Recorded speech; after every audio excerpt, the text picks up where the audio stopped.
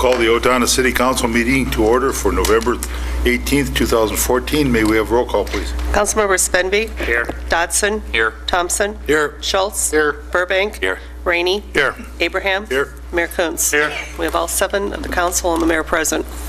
Thank you. Please rise and join us in the Pledge of Allegiance. I pledge allegiance to the flag of the United States of America and to the republic for which it stands, one nation, under God, indivisible, with liberty and justice for all.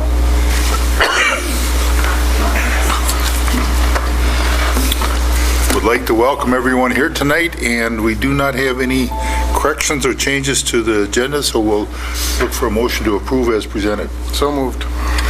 Motion by Greg Schultz to approve. Do you have a second? Second. Second by Brent Svenby. All those in favor say aye. Aye. Opposed? This has been approved. We'll move on to public hearings.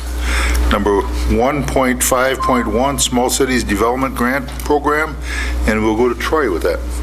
All right, thank you. The city received a grant through the Small Cities Development Program for the rehabilitation of renter-occupied housing and commercial rehabilitation activities in downtown Owatonna, which was awarded in July of 2013.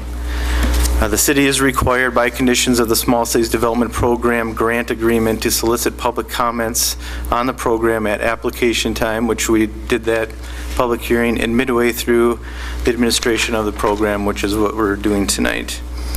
We did receive a grant for $420,000 plus $50,400 for administration of the program. The program will provide deferred loan funding for 10 years for up to $8,000 per rental unit and up to $30,000 for commercial projects. The funds would be matched with loans through the Owatonna HRA and EDA along with owner equity. And then the minutes from tonight's public hearing will be included in the reporting to the state for the grant. And in your packet, we did put together sort of a summary of what's happened thus far with the grant program. We were awarded the grant in July, and we did start taking applications in September. We did receive 11 applications to date. And then it kind of goes through the steps of the process for the grant process. And so there are a number of steps in the process, and there's sort of a timeline projection on that first sheet there. Now the grant is for 30 months, just because it is a longer process, and I will say it does involve federal requirements, state requirements, as well as local requirements. So there is a certain level of bureaucracy with this grant program, and so I know that some of the property owners that have been involved in this process have been a little frustrated with the timing of things and wanting to get things done this year. I will note that we have had this grant twice previously. We were awarded it in 2003 as well as in 2007.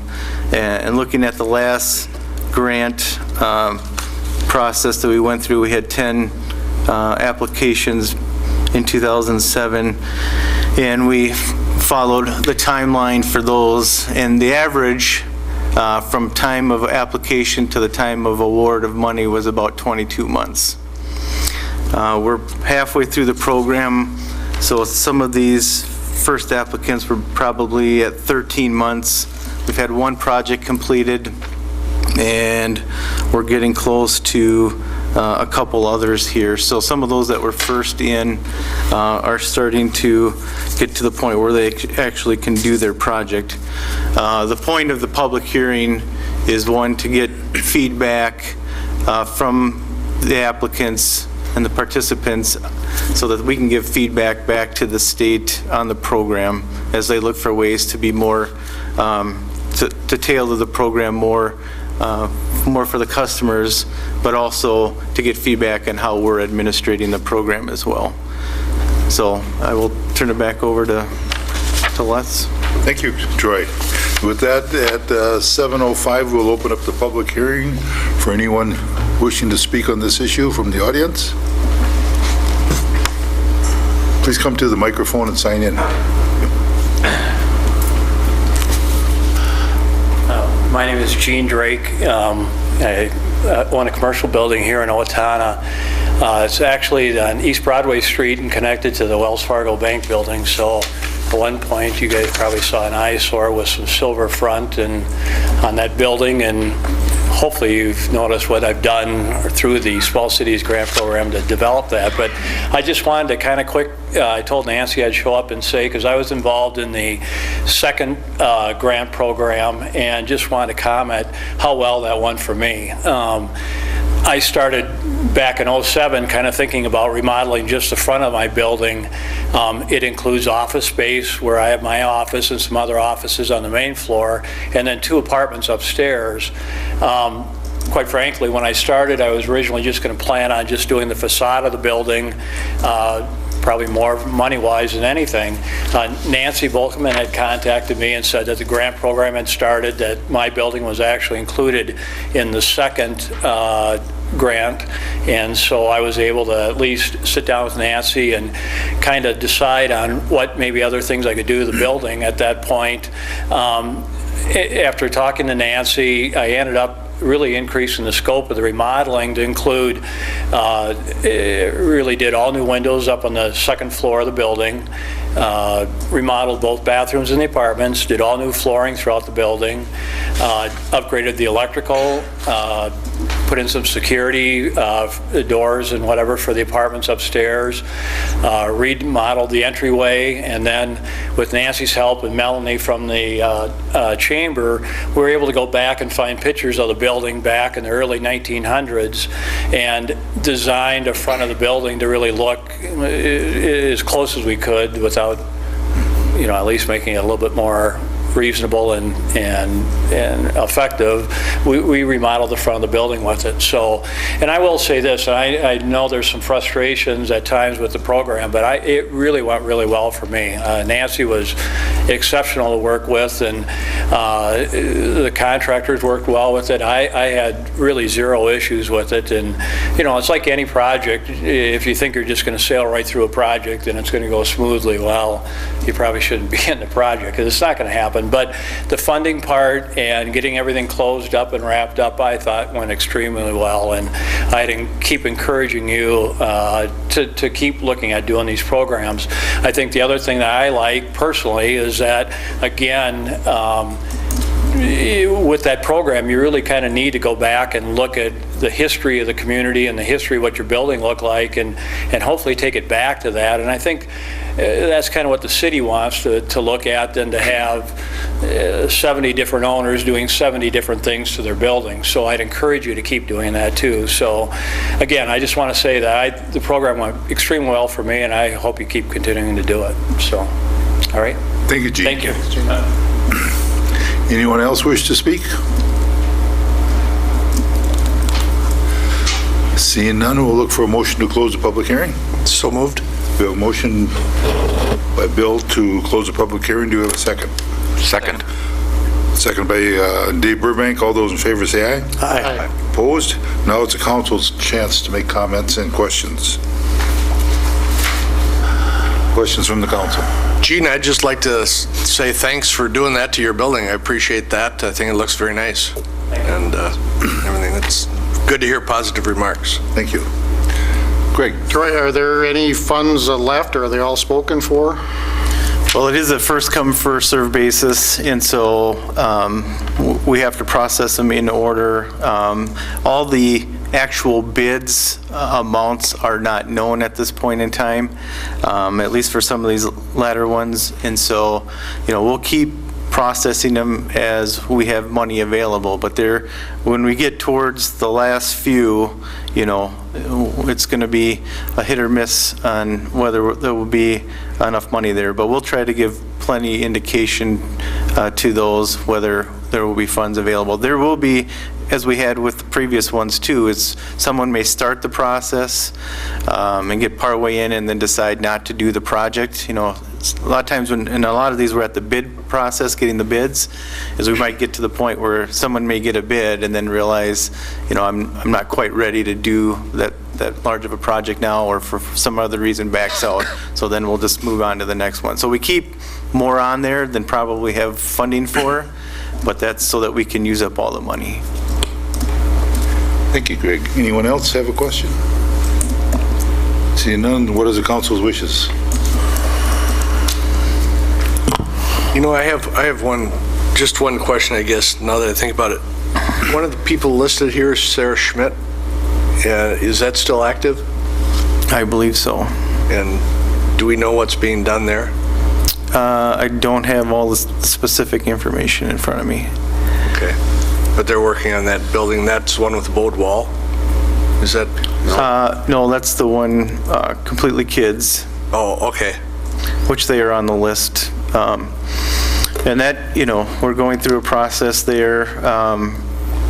They actually applied at the time we first notified them of that issue. And so they are in the process. And I will point out, we're dealing with an emergency situation, and once we can abate the emergency, there's still some long-term improvements that would need to be done as well. And so the timing of this probably isn't such that they'll utilize this grant for the emergency situation, but it might be possible to use some of these funds for a more permanent fix. Okay, thank you. Any other questions? What is the council's wishes?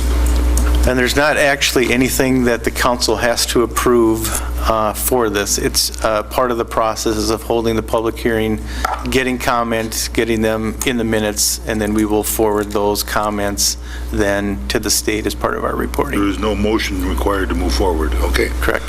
Well, thank you.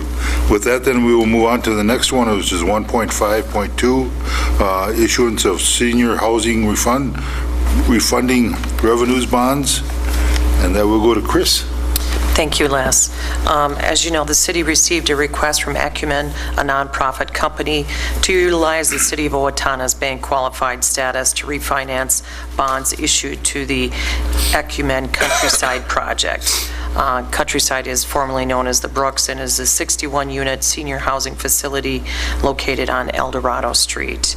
The city has the authority to issue conduit financing under Chapter 462C of Minnesota state statutes. City is not responsible for bond payments nor subject to any liability for these bonds. The bonds will not constitute a debt of the city nor affect the city's credit rating. City has an approved policy when considering such requests, and this request is in compliance with that policy. It requires a non-refundable fee of $1,000 to cover out-of-pocket expenses, which has been received, and a one-time administrative fee in the amount of 0.5% of the principal amount of the obligations issued by the city. So the public hearing gives an opportunity for comments to be heard regarding the request from Acumen. Copies of their application and the refinancing proposal are also included for your review. I believe there is a representative here to answer any other questions you might have. Staff would recommend approval. Thank you, Chris. With that, at 7:14, we will open a public hearing for the revenue bonds. And if anyone wishes to speak, come to the microphone. Sure.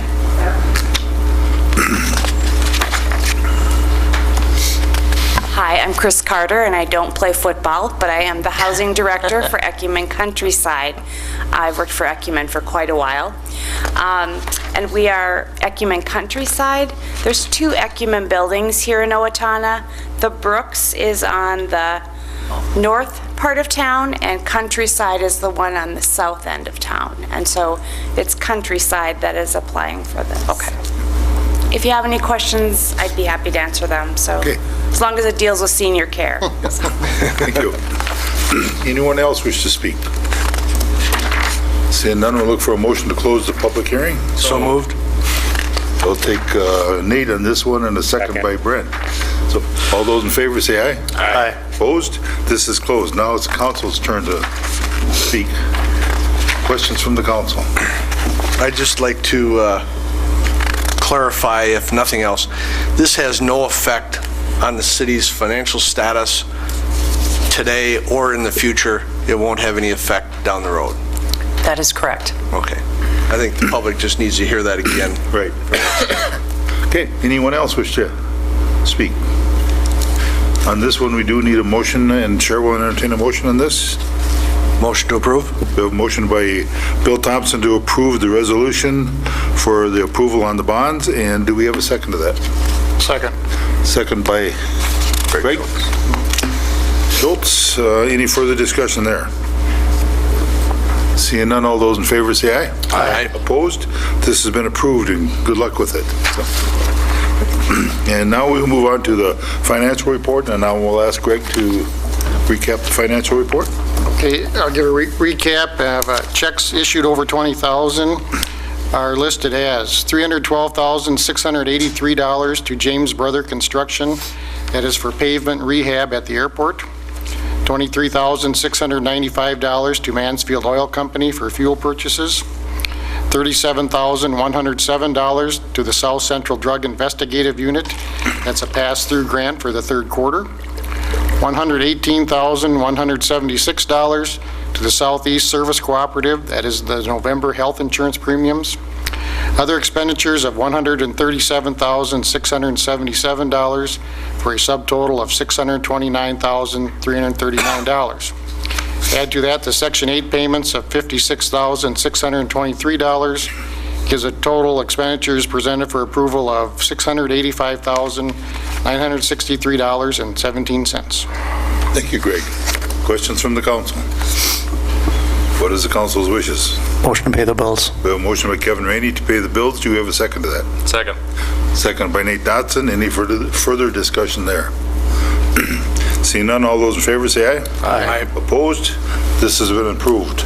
We will now move on to consent agenda item, which include minutes of meetings, license permit requests, board commission reports, department reports, etc., grouped into one motion. And what is the council's wishes with this? Motion to approve the consent agenda? We have a motion by Bill Thompson to approve the consent agenda items. Do we have a second? Second. Second by Brent Fenby. Any further discussion there? Seeing none, all those in favor say aye. Aye. Opposed? These have been approved. Moving down to action items, we have 3.4.1, Resolution 77-14, decertified tax increment financing District 3, and that we will go to Brenda. Yep. Resolution 7714 is to decertify TIF District 3-1, which was for the Coke Distribution Building. This TIF district was formed as an economic development district in 2003. The developer constructed a 40,000 square foot sales and distribution facility and received tax increment assistance on a pay-as-you-go basis. The final increments have been received in 2014, and all of the plan objectives have been met. It is now time to decertify this district as required by state statute. This property will then be fully on the tax rolls for next year. Thank you. And questions from the council? Motion to approve. Motion by Greg Schultz to approve. Do we have a second to that? Second. I'm hearing Brent. Second by Brent Fenby. Any further discussion there? Seeing none, all those in favor say aye. Aye. Opposed? This has been approved. And moving on down to Resolution 80-14, amend 2014 budget, and this we go to Chris. Thank you, Les. As you know, the city will receive over $43,000 in unanticipated revenue in 2014 due to two separate issuances of conduit debt. As the city is currently in the process of completing the 2015 budget, it seems prudent to utilize the additional revenue on expenditures which can be made in 2014 rather than 2015. This will then reduce the planned expenditures for 2015. The items that we're recommending that would be appropriate to expend include items that are not considered ongoing. It is recommended to utilize these funds for the planned compensation study and the planned fire department capital outlay items of firefighting foam and lockbox equipment. So the summary of the general fund budget amendments include revenue increase of $33,000, the mayor and council budget consulting service increased $21,000. Fire department capital outlay increased $12,000. The amended budget includes the additional revenue equal to the additional expenditures. So staff recommends approval of Resolution 8014, amending the 2014 budget. Thank you, Chris. Questions from the council? Motion to approve. We have a motion by Bill Thompson to approve. Do we have a second to that? Second. Second by Kevin Rainey. Any further discussion there? Seeing none, all those in favor say aye. Aye. Opposed? This has been approved also. Moving on down to Resolution 81-14, concurrence with OPU for Four Seasons Center operations. And that will go to Chris. Thank you, Les. Mark Walbrand, City Attorney, has been working on this agreement along with Tom Shea and myself to come up with a long-term solution to the Four Seasons Center use of contributed services. We have some additional tweaking to the language. We had a suggestion by the county attorney that we would like to incorporate, so we would ask that the council table this to the December 2nd meeting. We'll come back and present a slightly revised agreement to you. Thank you, Chris. I'll make a motion to table it. We have a motion by Bill Thompson to table this until the December 2nd meeting. Do we have a second to that? Second. Second by Nate Dodson. All those in favor say aye. Aye. Opposed? This has been approved and will be tabled until December 2nd meeting. Moving on to contracts and agreements, 3.51, Four Seasons Center agreement with Steele County. That would be following the same footsteps. Right, to table that as well. Okay, Yep. this would be a recommendation to table this one also. Motion by Nate to table. Second. Second by Kevin Rainey. All those in favor say aye. Aye. Opposed? This has been motioned to table until December 2nd meeting also. Moving on down to 3.61, miscellaneous items, adopted cash handling policies, and with that, we'll go to Rhonda. This is for the addition of Chapter 19 to the city's policy and procedure manual, which will address cash handling procedures and guidelines. The city currently has many standardized procedures and separate policies which address cash handling. In an effort to combine these into one policy, a new cash handling policy has been written. Since each department has unique circumstances, this policy defines the minimum standards to be followed. This will provide consistency among all city departments. It will be easier for all employees to reference the guidelines, having them all contained in one document, and it will also be beneficial to use as a training tool for new staff. So I recommend approval of the policy. Thank you, Rhonda. Questions from the council? What is the council's wishes? Move to approve. We have a motion by Greg Schultz to approve. Do we have a second to that? Second. Second by Bill Thompson. Any further discussion on this? Seeing none, all those in favor say aye. Aye. Opposed? This has been approved. Thank you, Rhonda. And with that, we'll move on to public comments. And if anyone would like to speak, please come to the microphone. Good evening, Andy Michaelitz from the Owatonna Chamber of Public Policy. I have a letter here tonight to the council from the Public Policy.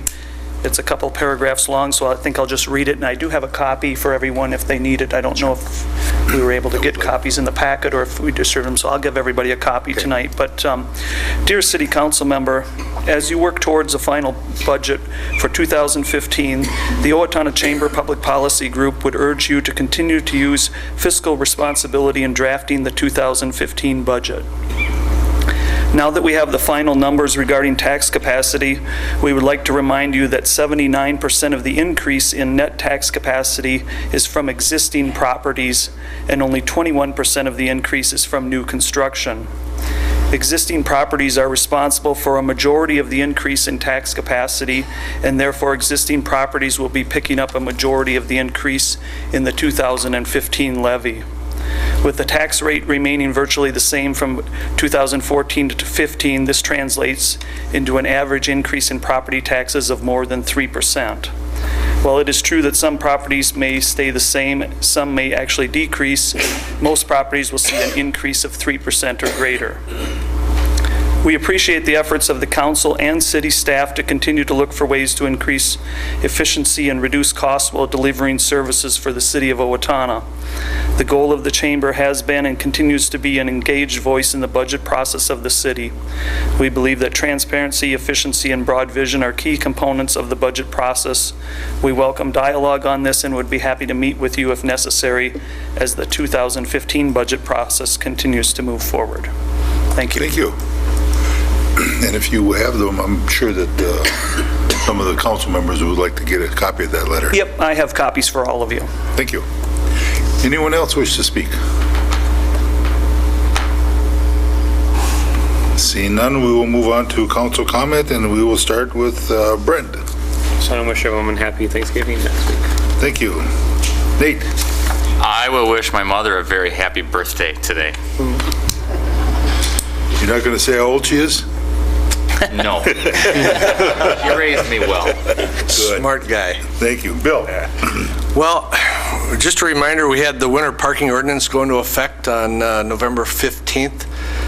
Saturday. Reminder for residents as well as those having guests over Thanksgiving, please instruct them to park properly, and that's not something that they want to go out and find on their car later on.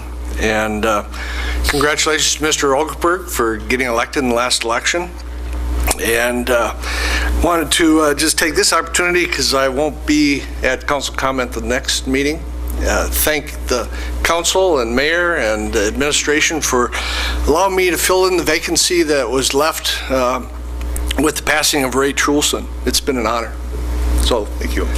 Certainly some challenges coming up with the budget and projects, and I wish you the best on those as you work through it. And don't forget about the roads and flooding and all those important things. So with that, thank you. Thank you, Bill, and your service has been much appreciated. Thank you. With that, we will move on to Greg. Just a couple things. This past week, the mayor and Kevin and I were at a meeting of the Greater Coalition, or the Coalition of Greater Minnesota Cities, and they discussed about things they are going to be pushing for rural Minnesota in the new legislative session coming up. And I would like to see us sit down and have a study session and talk about some of the issues they are talking about, so we can form a consensus among ourselves. I think that'd be much more powerful if we as a council can put forth our what we want in unison instead of just individually. I think we'd have much more impact. Thank you, Greg. That will move on to Dave Burbank. Nothing from Ward 3. Kevin? First of all, thank you, Councilman Thompson, for your time. Very much appreciated. I do have one other thing. There was a letter to the editor this weekend, and in it made the comment that Mr. Olkenberg hadn't attended city council meetings, and as we can all attest to, Mr. Olkenberg has attended city council meetings. He's attended study sessions as well, and I just think for the record that needs to be mentioned. And I thank everyone that ran for the election, and I wish Jeff good luck. Thank you. And with that, we'll move on to the mayor, Tom. Just a couple comments. Got a nice thank you from congratulations from your friends at U.S. Bank about the water park, best place for a summer job, and best pool, River Springs Water Park, Owatonna. Some of the comments were, we're very fortunate to have the water park in Owatonna. Congratulations. Congratulations, nice pool for Owatonna. Glad we have it.